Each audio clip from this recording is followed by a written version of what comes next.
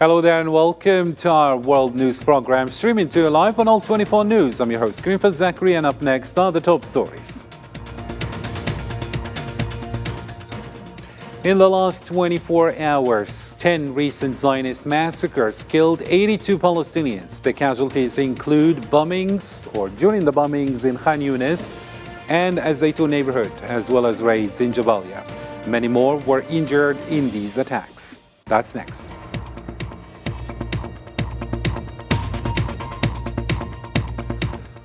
Also coming up, 25 people died from famine, while 120,000 families suffer from hunger. The only UN agency helping Palestinian refugees risks shutting down as Canada and Sweden resume funding for UNRWA.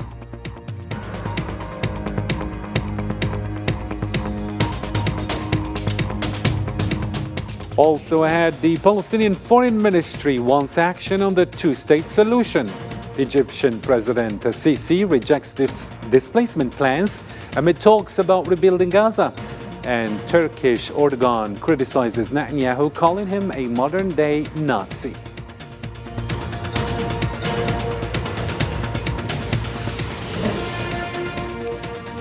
And in the biggest assault by the Houthis in the Red Sea and Gulf of Aden, a ship and war destroyers were targeted using naval missiles and 37 drones, while the US reported shooting down 15 drones. Stay tuned, we've got all the details right after the break.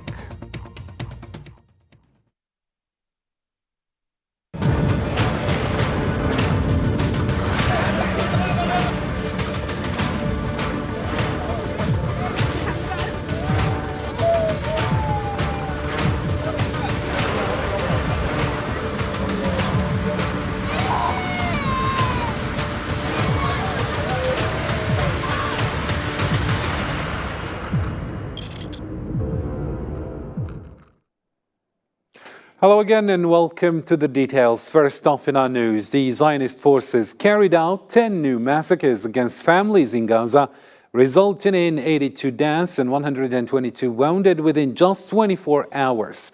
According to the Gaza Ministry of Health, since October 7th, nearly 30,960 have been killed and 72,524 injured, with 72% being children and women.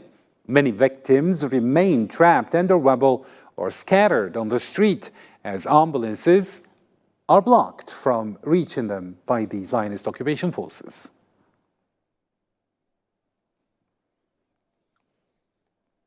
Dozens of Palestinians were killed and injured as Zionist airstrikes intensified Friday night into Saturday in Gaza. The Strip is still facing starvation campaigns and systematic extermination despite global condemnation. Here's Zahra Farjani with the report.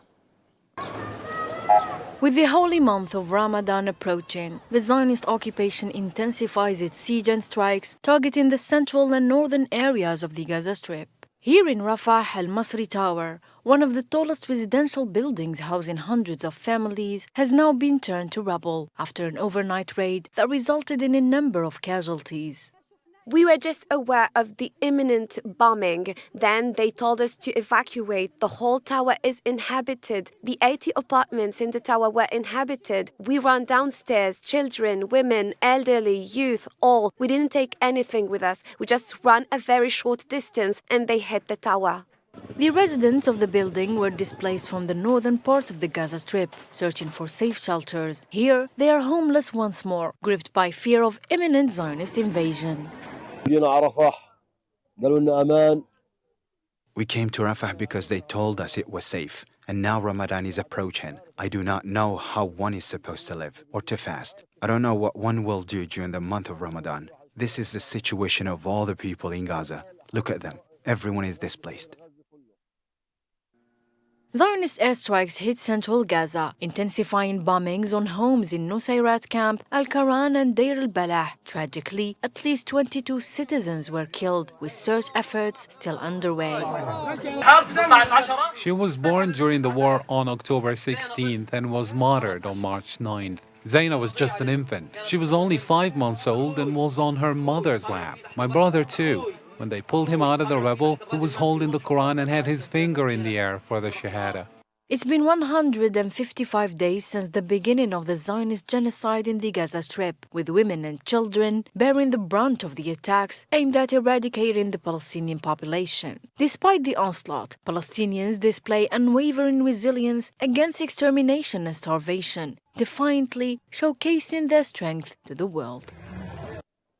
And on Saturday as well, 6 Palestinians died in Zionist shelling in Gaza City Az-Zaytun neighborhood.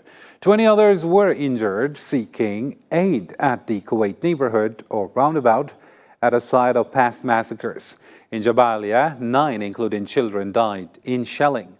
5 more perished in strikes on Deir al-Bala and Nusayrat.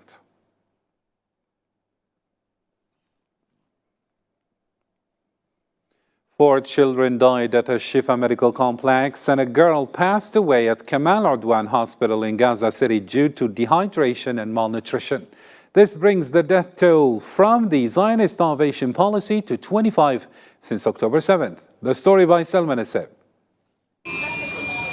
Here in the Gaza Strip, the UN grim definition of famine becomes stark reality. About 60,000 pregnant women, trapped amid a massive Zionist genocide, are grappling with malnutrition, dehydration and inadequate healthcare. Amid the death, 23 innocent children have succumbed to the ravages of malnutrition, according to the health ministry.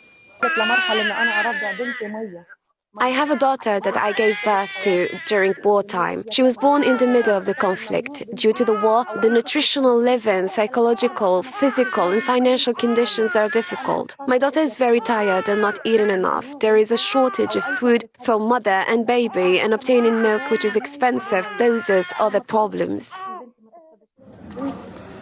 With no food entering the Strip, the humanitarian crisis can get any worse as hunger grips the besieged Gaza Strip. According to this pharmacist, around 50 to 70% of cases that arrived at the drugstore are people looking for basic sustenance, such as milk or Cerelac.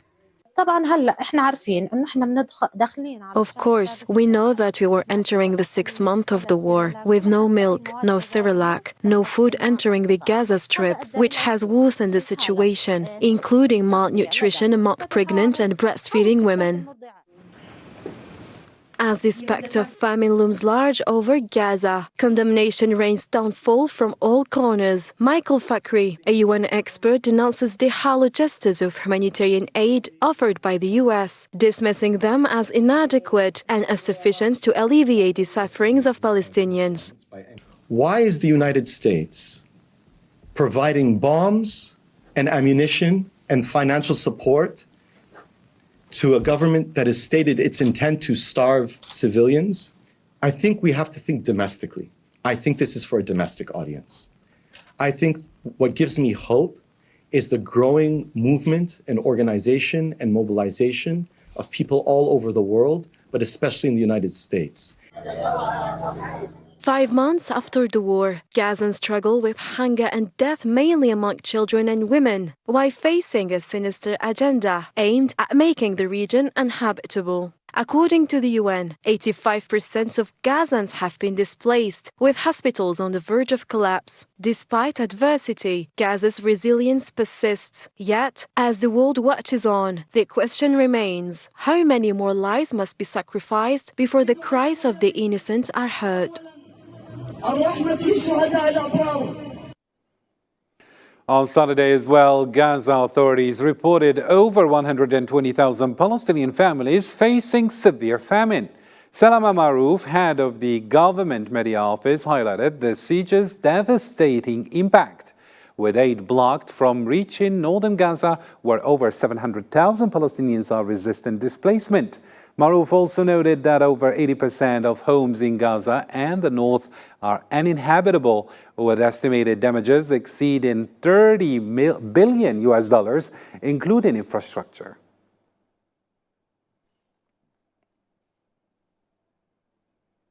UNRWA Commissioner General Filippo Lazzarini warned of the agency's possible dissolution due to suspended funding from various countries. Speaking to the Swiss network RTS, Lazzarini emphasized the critical situation in Gaza, stating that the Palestinians there are facing unprecedented humanitarian conditions and that their future hangs in the balance. L'agence est en danger de mort. The agency is threatened with death. It is at risk of dismantling. What is at stake is the fate of the Palestinians today in Gaza that suffer from a humanitarian crisis that is completely unprecedented. In the same context, Canada and Sweden will resume funding for UNRWA, citing the dire humanitarian situation in the Gaza Strip. Canada's Minister of International Development confirmed the decision, while Sweden allocated an initial $20 million and pledged $78 million more for 2024. The European Commission has also committed support. Canada has reviewed the interim report of the investigation conducted by the United Nations, and we're closely following this investigation as well as the conclusion of the broader independent review being conducted by former French Foreign Minister Gaza. And in a different development, Palestinian resistance forces identified 4 Zionist prisoners killed in bombings on Gaza. Al-Qassam Brigade's military spokesman Abu Ubaidah verified their identities after examining 7 other prisoners who died in Zionist raids on Gaza.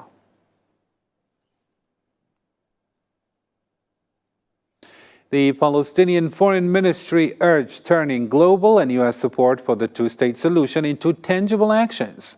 They emphasized the need for accelerated recognition of Palestine and overcoming obstacles to statehood posed by the Zionist occupation. Egyptian President Abdel Fattah al-Sisi stated that rebuilding Gaza may cost up to $90 billion, seeing the situation as a challenge for Egypt and the whole region. He emphasized Egypt's efforts to support Palestinians, including keeping the Rafah crossing open 24/7 for humanitarian aid.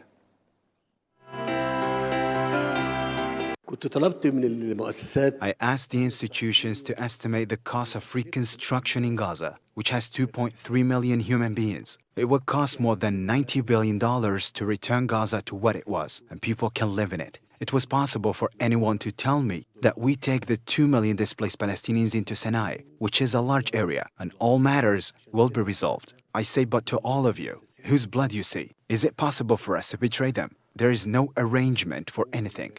This is our land, this is our country, and we are all responsible for protecting it. For thousands of years, it has been the same border, and no one can neglect its land.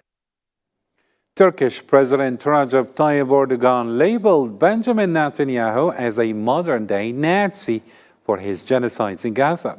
Erdogan's speech given at a science assembly in Istanbul compared Netanyahu's government to historical dictators like Hitler, Mussolini, and Stalin. He accused the occupation of genocide against Palestinians backed by Western powers.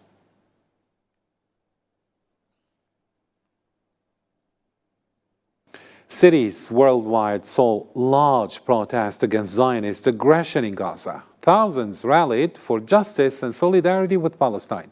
Here's Zahra Farjani again.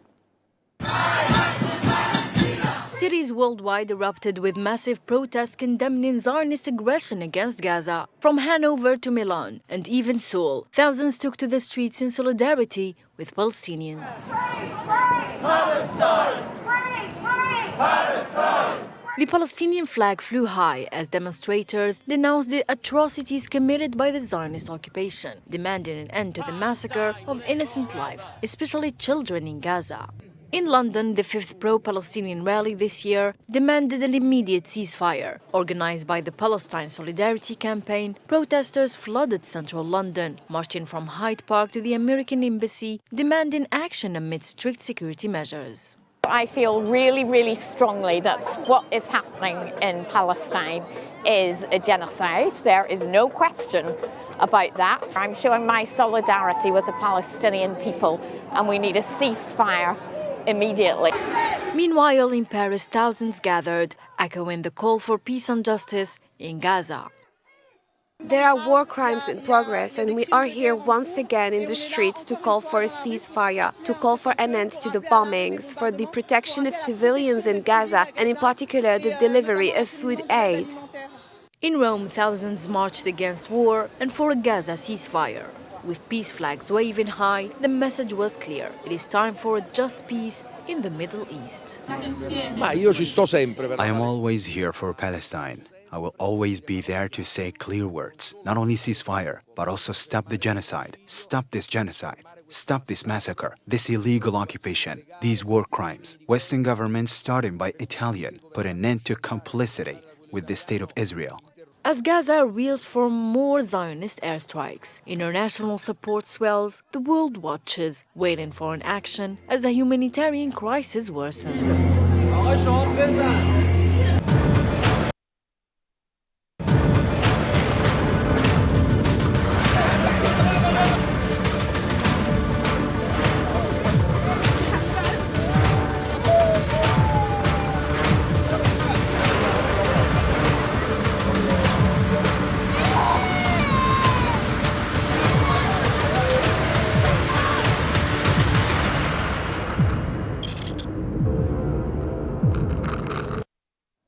To a different story now, the Yemeni Houthi group launched its largest attack yet in the Red Sea and the Gulf of Aden, targeting a ship and war destroyers with naval missiles and 37 drones. The U.S. Central Command reported shooting down 15 drones in a large-scale attack. Islam Sid reports. In the Gulf of Aden and the Red Sea, missile and drone strikes once again disrupt the region. Yemeni Houthi forces claimed responsibility for 2 military operations targeting the American ship Propel Fortune in the Gulf of Aden with naval missiles and destroying several U.S. warships in the Red Sea and Gulf of Aden using 37 drones. نفذت القوات البحرية. The naval forces and the air force of the Yemeni armed forces carried out 2 specific military operations. The first one targeted the American ship Propel Fortune in the Gulf of Aden with a number of suitable naval missiles, while the second one targeted a number of American war destroyers at the Red Sea and the Gulf of Aden with 37 drones, and the 2 operations successfully achieved their goals. The Houthis say they have been attacking shipping lanes in solidarity with the Palestinians and against Zionist violent war against Gaza. إن القوات المسلحة اليمنية. The Yemeni armed forces will persist in upholding their military operations in the Red and Arab Seas until the aggression stops and the siege on the Palestinian people in the Gaza Strip is lifted. عن الشعب الفلسطيني في قطاع غزة. Meanwhile, U.S., French and British forces downed dozens of drones in the Red Sea area overnight and on Saturday, following the Houthis' large-scale attack. The coalition forces used warships and fighter jets to shut down the combat drones. The U.S. military and coalition forces had downed at least 28 uncrewed aerial vehicles over the Red Sea in the early hours of Saturday. The military was responding to a large-scale attack on ships in the Red Sea and Gulf of Aden between 4 a.m. and 6:30 a.m. The UAVs were intended to present an imminent threat to merchant vessels, U.S. Navy, and coalition ships in the region. Amid these field developments, the Houthi group reaffirms its determination to continue military operations in the Red Sea and Gulf of Aden against Zionist American and British ships until the Zionist occupation forces cease their genocidal actions in the Gaza Strip. To some regional news now, Libyan House of Representatives Speaker Aguila Saleh expects a unified government agreement during Ramadan. He warns that failure to hold prompt elections and establish a single authority worsens Libya's division. Saleh believes the crisis can be resolved through presidential and parliamentary elections.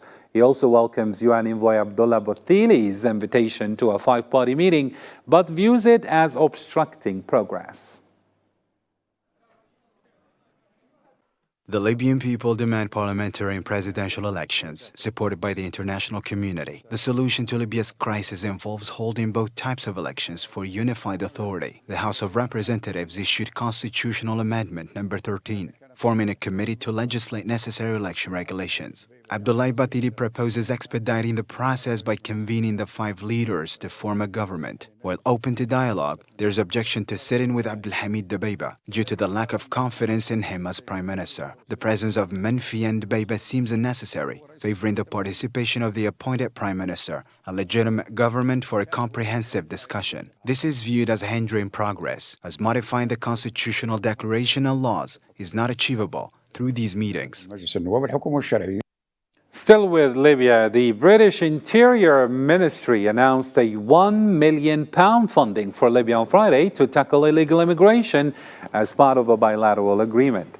This aid aims to address the surge in migrants from North Africa to Europe. The funding will also support migrant protection, address root causes of illegal migration, and facilitate voluntary returns to migrants' home countries.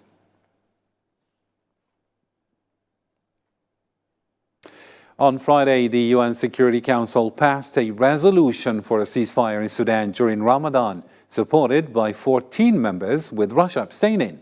The resolution urges all parties to facilitate unimpeded humanitarian aid access and comply with international humanitarian law. Here's Islam Said again. The UN Security Council has taken a significant step by passing a resolution calling for ceasefire in Sudan during Ramadan. 14 member nations have backed this resolution, though Russia chose to abstain from voting. The emphasis is on removing obstacles to humanitarian aid delivery. We believe this resolution will significantly contribute without any doubt to the well-being of the population in Sudan. The African member states of the UN Security Council, represented by Algeria, Sierra Leone, Mozambique, and Guyana, collectively known as the Eighth Ray, have embraced this ceasefire resolution. Algeria's permanent representative to the UN, Ammar Benjama, presented a unified statement expressing optimism about the resolution's potential to foster dialogue and increase humanitarian assistance. It is our hope that the Sudanese actors will seize this opportunity to lay down their weapons and create an atmosphere for dialogue, further humanitarian access, and a cease of hostilities. There's a strong emphasis on coordinating regional and international efforts to support Sudanese-led solutions. At this stage, prioritizing the coordination of regional and international efforts, as well as harmonizing the different initiatives, becomes crucial.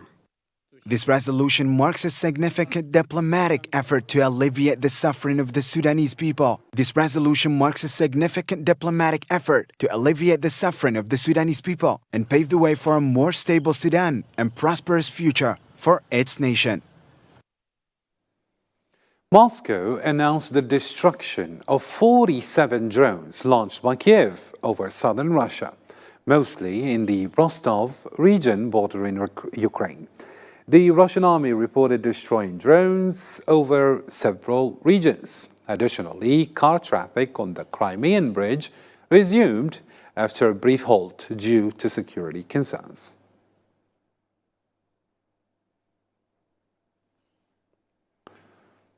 And for more stories making headlines around the world, let's turn to the News in Brief by Salman Esseb again.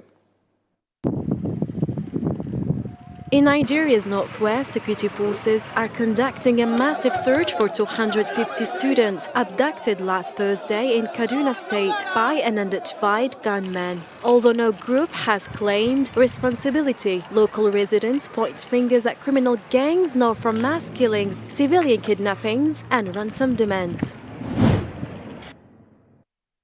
Armenia's Foreign Minister Ararat Mirzoyan stated during a TV interview in Antalya, Turkey, that Armenia is considering applying for EU membership, reflecting efforts under Prime Minister Nikol Pashinyan to strengthen ties with the West amid tensions with Russia. Welcome to our press conference.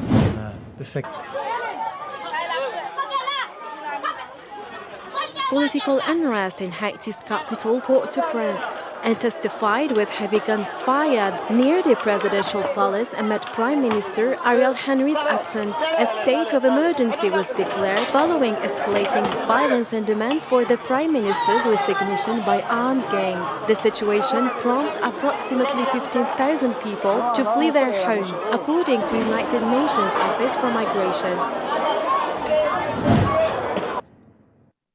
The U.S. Senate approved a package of 6 bills to fund government agencies until September, preventing a shutdown. Madam President. The bills cover agriculture, energy, environment, housing, transportation, and the Justice Department. President Joe Biden will sign the package into law. Congress has 2 weeks to pass the remaining spending bills for full government funding.